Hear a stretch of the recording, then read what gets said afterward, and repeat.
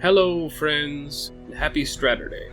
Psyberry here with another Darkest Dungeon How to Use guide. Real quick before we get started today, thanks for tuning in. The channel is aiming for 1,000 subs as quickly as possible, and as such I'd greatly appreciate your subscription regardless of how often you watch my content. So, if you'd be so kind, subscribe down below, hit the like button, and share this guide with a friend. Your support, as always, is appreciated. Alright, all that out of the way, let's get to it. Today we're going to take a deep dive into how to play the Claimants. The Claimants were released May 10th of 2020, and last updated May 30th of this year, 2021. The canon names are Genevieve and Claude. The credits, real quick. Von Krolak did the animations and the art, the sound, lore and concept. Hersey Quirksy also did lore and concept, as well as gameplay and coding, and Sasiji or Sass did the gameplay and coding as well. Carnifex did the color variants and also helped with the trinkets. So let's just go straight into the base stats real quick. Max HP is going to be 30 at opening resolve, and move up by 6 at every level to a 54 at max resolve. This is a high HP stat. It's very, very close to the Man-at-Arms, so they're very comparable to the Man-at-Arms in this scenario. The dodge is going to start at a 5 and be at 25 at max resolve. This is the average dodge growth, the same as a Man-at-Arms or a Crusader would have, and overall not a plus or minus in this category. Prod is a 0. And the speed is a 4 at opening resolve. This progresses to a 5 at third resolve and a 6 at max resolve. This is above average for a speed stat. It's tied with the Hellion. I think the Vestal as well has the same speed stat. So they might get some outspeeds if you equip them in such ways, but otherwise you're going to get pretty average turn out of these guys. Accuracy mod of 0. The crit is going to be a 2% at opening resolve and progress to a 6% at max resolve. This is below average. It's the same crit output as a Plague Doctor or an Abomination, but you may get better mileage out of this than you might expect, depending on what moves you choose. And the damage is going to start at a 2 to 4 at opening resolve. This will become a 4 to an 8 at max resolve. This is low, however, there's definitely an asterisk by that. This is about half damage for an average class, but keep in mind this class is going to get 2 turns on probably about 95% of their actual rounds of combat. So without any further ado, let's just go straight into the combat skills for the Claimants. The first one is Reprieve. It is usable from any rank, and can target any rank of ally or even herself.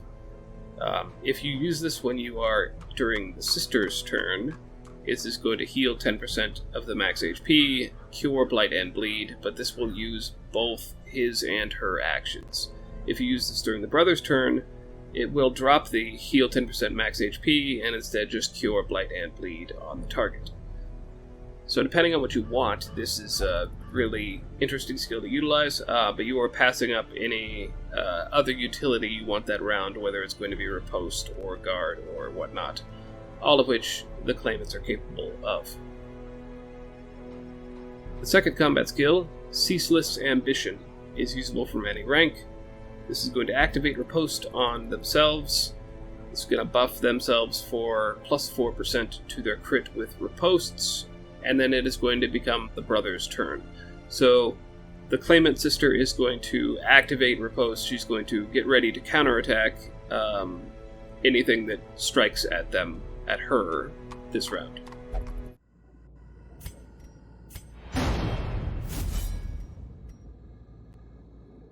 Third combat skill is Coerce. It's usable from rank 2, 3, or 4, and can target any rank of ally or themselves. This is going to stress heal the target for minus 5 stress, and buff herself minus 10% stress when guarding, and then immediately give the brother 1 action. So this is a good stress heal. It's especially good at low level. I believe at max level it's a little higher. Yeah, about a -7 stress heal. So it's not the best stress healing you're going to find, but this is definitely sufficient to keep you alive in dungeons. So if you find that you're running into stress problems near the middle or end of a dungeon, you can basically switch up your move set and your choices during the combats at the end of that dungeon to stress heal with her turn and then do what you will with the brother's turn.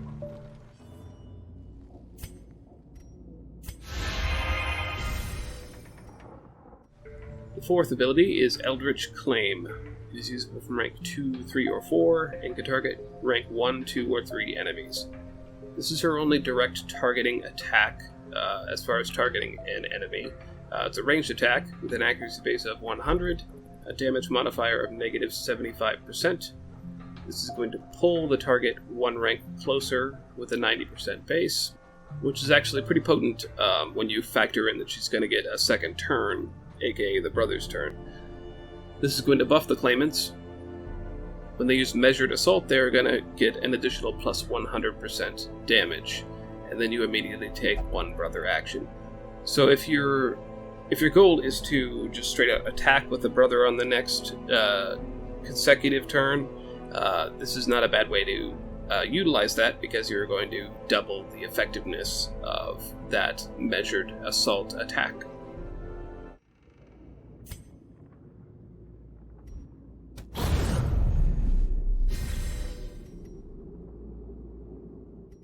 Fifth combat skill for the Claimants is Stately Bulwark. It's usable from any rank, and they are going to mark themselves as a target and buff themselves plus 15% prot, and this will improve Ripost's damage to plus 50% for that turn.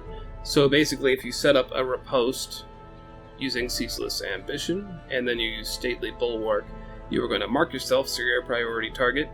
You're going to have a riposte of 150% damage, and your prot is going to be rather high.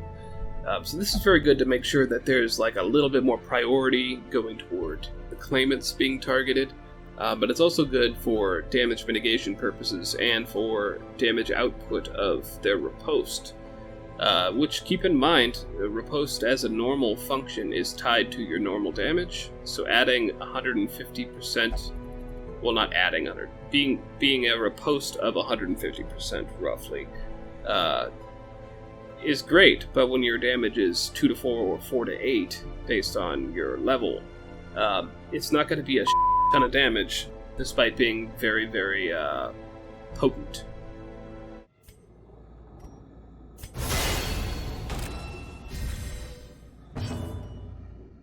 And the sixth combat skill is Intervene. It's usable from rank 1, 2, or 3, and can target any ally. You're going to guard that ally and debuff yourself -15 to your dodge. I believe that debuff changes as you level up and goes away completely, so that's not too bad. It's a good guard ally ability. I often find that if I really need someone not to die during a round, this is a good way to accomplish that. But overall, I would probably prefer to use Stately Bulwark or Measured Assault in its place, in most scenarios.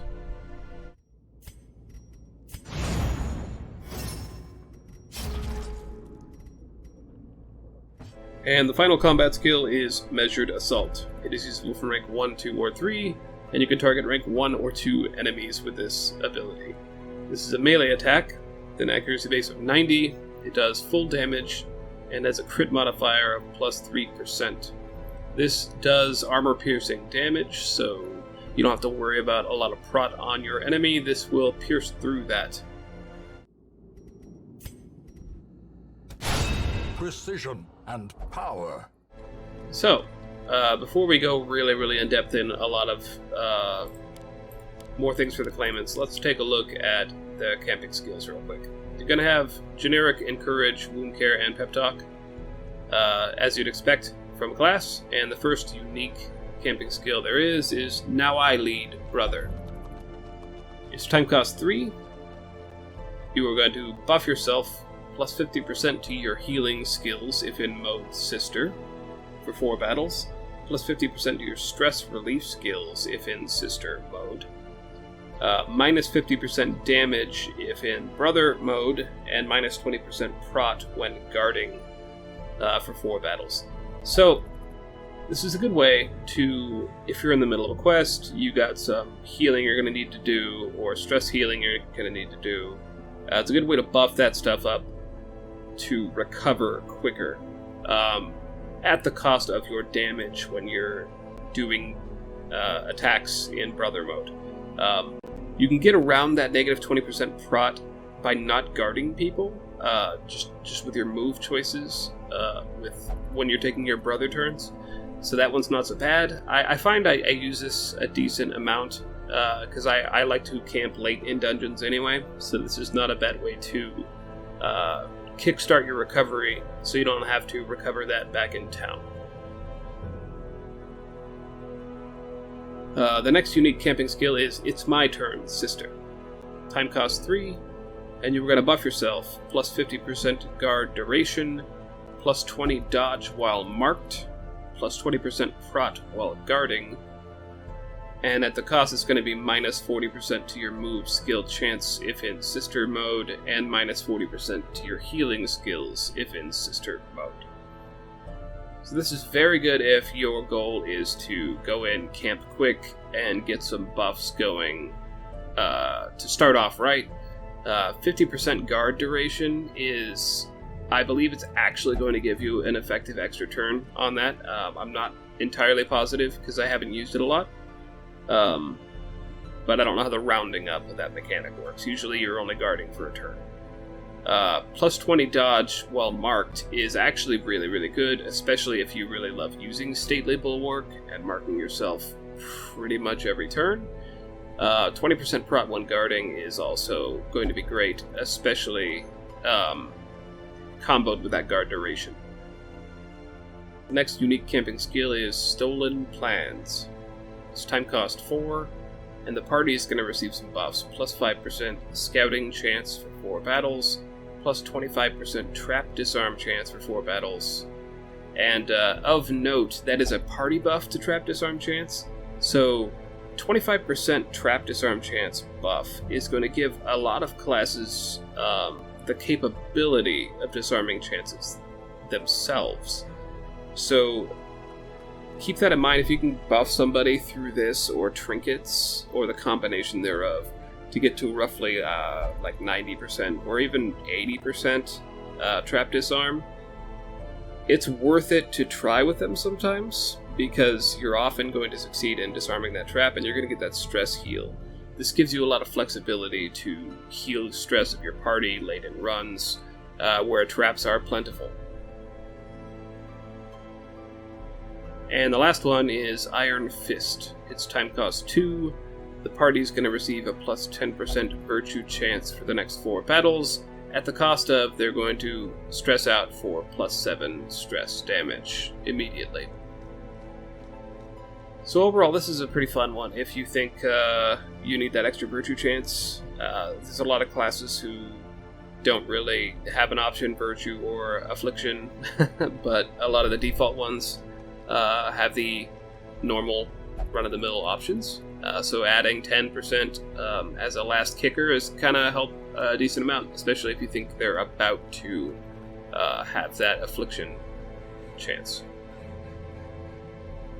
Alright. Other things of note, the crit effect for the Claimants is they will heal themselves 10% of their HP upon critting, so it's worthwhile enough on a tank class like this to try and proc crit effects as often as possible. So if you have ways to buff their crit from the below average starting point, that is actually going to have a lot of mileage for you in the long run. Let's see, what else is there? We've already kind of gone over 2-turn combat a bit. Keep in mind, every round you're going to start with Sister's turn and have a choice of one of these 3, or passing your turn more or less to heal and cure Blight Bleed. And then on Brother's turn, you're going to get these options, but you will still have the ability to cure Blight and Bleed with your Brother action. So every turn you're getting 2 turns, you can double up attacks. With this, you can basically add riposte and buff it through this, or riposte guard. You can stress heal at the cost of not riposting that round. It's really good on the fly combat, and the ability to have 2 turns, albeit at half damage potency, is really good. Otherwise, quirks that I would outline for them, I would keep an eye out for anything buffing dodge or prot, as they are tank class. Luminous and hard-skinned are probably among the best you could find. If you want to, fight the Corvid to try and get Corvid's Grace, I think they benefit a lot from that, because you want that move resistance as well, more or less. It's not super imperative, but they like to be in rank 2 or 3, and not really a lot of outliers, because they'll lose some abilities in rank 1 or rank 4. But overall, anywhere in the middle is probably good. Anyway, back to the quirks. Acceptable quirks to lock, things that buff damage or crit. Keep in mind, damage and crit usually try and zone in on either melee or ranged. They have one of each, so try not to lead to either side in that direction. HP buffs are acceptable as well, because with a high HP pool, a percentage buff is going to give you more than a low HP pool. Otherwise, let's take a look at some trinkets real quick here. They have 8 trinkets, 2 of which are Crimson Court, which I do not have, and then I have all the rest, including the Color of Madness trinket. We're going to start here with Sealed Deeds. This is going to add 50% to their healing skills, but minus 50% to bleed and blight cure chance. So now when you use this, it's going to be extra effective at healing, but it's only going to cure blight and bleed 50-50 on that target, which is an interesting trade. I don't know that I use that ability enough to actually warrant this, but it could be good if you are going to make them your primary HP healer. It could be good enough, I think. So keep it in mind if that is your consideration. The next one is the Weathered Aegis. This is going to add plus 40 to move resistance while guarding, and stun resistance while guarding, and add 50% to guard duration. As unsure as I was about his camping skill, the plus 50% guard duration actually giving you an effective extra turn. Even if it doesn't, this and the camping skill will guaranteed give you an extra turn. So keep that in mind if you just want him to be able to guard for 2 turns and not worry about it. This is an effective way to do that. The next is the Ruinous Pennant. It's going to add 30% to the damage and minus 15% to your stress relief skills. Plus 30% to their damage is actually pretty good. At the cost of stress healing, that's not going to be... It's not going to be a bad price to pay if you don't plan on using them for that. If you're going to plan your party accordingly, this is not a bad price to pay for plus 30% to their damage. And the other common trinket they have is the Corvid's Hairpin. This is going to add 30% to the stress relief skills at the cost of minus 15% from their damage. They're basically the opposites, as you can see, and I think that's neat. Otherwise, we have a couple other trinkets to go over on the ones I will be taking into a dungeon with me. The first is going to be the Antiquated Route. Very rare trinket. This is going to give them 35% prot in hallway battles and 25 dodge in room battles. It's also going to give them plus 10% to the scouting chance while they're running around the dungeon. This is actually kind of cool. It's I don't see a lot of other trinkets out there that buff hallways or rooms in such a unique way. But this actually changes up their combat a decent amount without actually changing how you, the player, have to play them. But these buffs are considerable, and it varies up their combat a little bit. Other than that, we got the Color of Madness trinket, Corundum Melody. So now the riposte is going to blight the target 3 points a round for 2 rounds. 150% base is a little higher than like max potency at max level. So you don't really have to worry about it a ton. And your riposte is also going to get plus 20 accuracy boost, which is really nice. In exchange, you're going to lose 25% to your blight resistance with these characters. So this is a really, really fun change-up. If you're going to prioritize her riposte a lot, adding blight to it is going to help you immensely, because their damage output isn't the highest. This puts them a little bit ahead in the damage game, and it's a good move.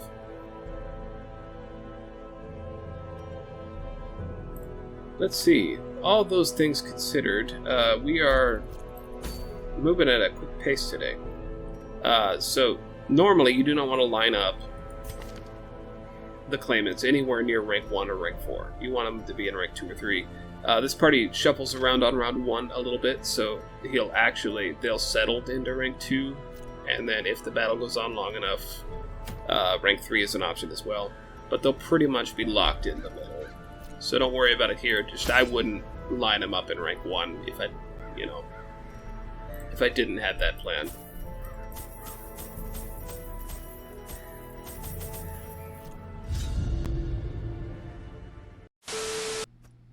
Pace out the halls of your lineage once familiar, now foreign. Suppose I should have brought more blood than that. I also, like a dumbass, ran into a ruins quest with with half of a bleed comp going on, so that'll change half of it. I think damage output wise, you don't really gotta worry a bunch.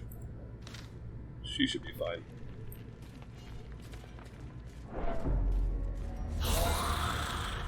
Oh, here goes. A stealthed enemy. Fun, fun, fun. Okay, we're gonna do a chunk of damage to you, homie. Breakthrough. As the fiend falls, a faint hope. Okay, turn 1. We are actually gonna activate Riposte. As you can see, it'll be 1 round, plus 12% crit. The plus 4% crit at opening level goes up by 2 each time you level up, which is pretty nice. I'm just gonna mark myself and see how lucky I get as far as enemy attacks. No, I can't see the invisible guy. Let's just hit you. Let's do some damage.